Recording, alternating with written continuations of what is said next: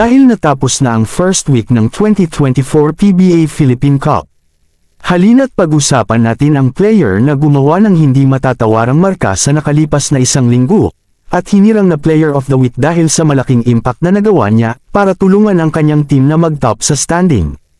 Pero bago ang lahat ay humihingi ako ng suporta na paki-subscribe ang ating munting channel para maging updated sa ating mga bagong upload. Tara game! Stephen Holt Terraform Jeep. Si Stephen Holt ay nagpapakita ng mga senyales kung bakit siya ang naging top overall pick ng Season 48 PBA Rookie Draft.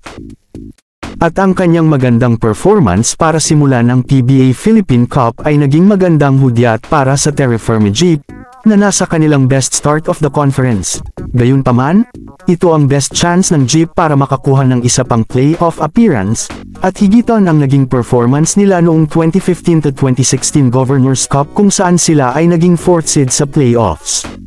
Bagamat wala siyang pakialam sa mga numero, ang 22 points, 8.5 rebounds, 4.0 assists at 4.5 steals na production ni Holt, ay nagpaangat sa Terra Firma para talunin ang Converge at NLEX sa unang linggo ng season-ending conference.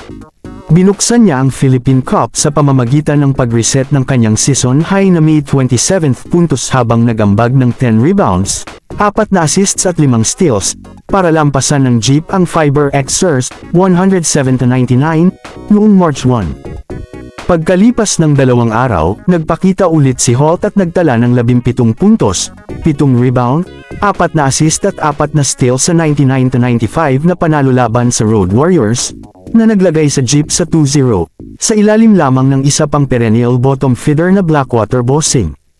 Ang Terra Firma ay hindi pa nakapunta sa playoffs mula noong 2016 Governors Cup, hawak ang pinakamatagal na active playoff drought ng liga. Ito ay ang destinasyon at tina-target ni Holt at ng Jeep, na pinamumunuan din nila first-time All-Star Wami Chongson, Javi Gomez de Leon at Isaac Go. Si Holt ang unanimous choice para sa award, at hinatulan bilang unang PBA Player of the Week ng All-Filipino Tournament. Tinalo niya ang kanyang teammate na si Chongson at Blackwater bigman si Troy Rosario.